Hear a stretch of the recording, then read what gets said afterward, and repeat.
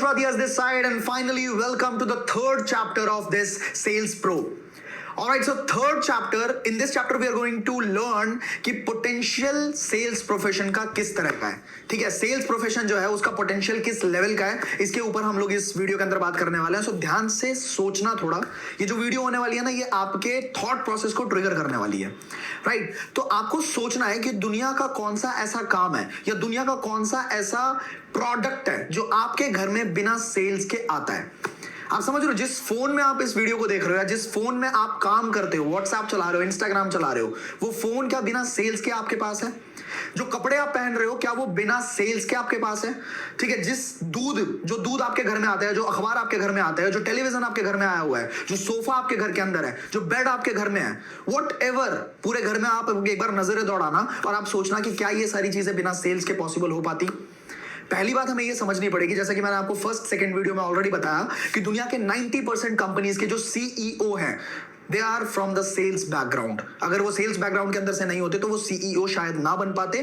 अब दूसरी तरह से हम सोचते हैं, कोई भी कंपनी है, ठीक है, इस कंपनी के बारे में थोड़ा सा सोचना. कंपनी के अंदर ना बहुत सारे सेगमेंट्स होते हैं. ठीक है, अकाउंटेंसी एक अलग डिपार्टमेंट होती है, रिसर्च एंड डेवलपमेंट एक अलग डिपार्टमेंट होता है, ऑपरेशंस एक अलग डिपार्टमेंट होता है, सेल्स एंड मार्केटिंग एक अलग डिपार्टमेंट होती है. ठीक है, मैनेजमेंट एक अलग डिपार्टमेंट होता है. अब आपको एक बात मैं बताता हूं, दो ही तरह के मेजर डिपार्टमेंट होते हैं किसी भी कंपनी के अंदर. आपने देखा, अभी मैंने बताया कि बहुत सारे डिपार्टमेंट होते हैं, पर अगर मेजर तौर पे हम बात करें ना, तो सिर्फ दो तरह के डिपार्टमेंट्स होते हैं. एक होती है सेल्स एंड मार्केटिंग और दूसरी होती है अदर्स.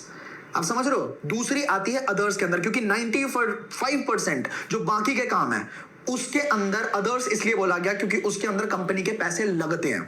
ठीक है, कंपनी का आउटफ्लो होता है, जहां पे मैन्युफैक्चरिंग से लेके, मैनेजमेंट से लेके, अकाउंटेंसी से लेके हर एक सेगमेंट के अंदर कंपनी पैसा इन्वेस्ट करती है. बट एक सेगमेंट ऐसा होता है जहां से कंपनी के पास पैसे आते हैं. अगर सेल्स रुक गई, अगर मार्केटिंग रुक गई, तो कंपनी के पास पैसा आना बंद हो जाएगा और as I already told you, company collapse हो जाएगी, कंपनी डिग्रेड करना शुरू हो जाएगी और अपने एम्प्लॉइज को बाहर निकालना शुरू कर देगी. So will have to understand कि सेल्स का पोटेंशियल बहुत ही ज्यादा बड़ा है, क्योंकि ये इकलौता प्रोफेशन है जो एक इकोनॉमी को, इंडियन इकोनॉमी हो गई चाहे इंटरनेशनल इकोनॉमी हो गई, सिर्फ यही एक प्रोफेशन है. और यही वो लोग हैं जो सेल्समैन बोलते हैं ना, ये सिर्फ वो लोग हैं जो एक्चुअली कॉन्शियसली सेल्स कर रहे हैं. ये इकोनॉमी को बिल्ड करने में सबसे बड़ा योगदान, रोल प्लेयर, बिग प्लेयर्स जिसको बोल सकते हो, they are the sales people, जो बिग प्लेयर्स हैं इकोनॉमी को रन करने के लिए. सो सेल्स प्रोफेशन के जो कुछ फायदे हैं वो आप समझना. मान लीजिए बहुत सारे इंस्टाग्राम मॉडल्स हैं, बहुत सारे इंस्टाग्राम पे या फॉलोअर्स हैं, फेसबुक के ऊपर फॉलोअर्स हैं. आपको पता है, जो लोग 5 लाख फॉलोअर्स लेके हैं बैठे हुए या 10 लाख फॉलोअर्स लेके बैठे हुए हैं, अगर इन्होंने सेल्स सीख लिया तो कितनी जल्दी ये करोड़ों रुपए बना सकते हैं.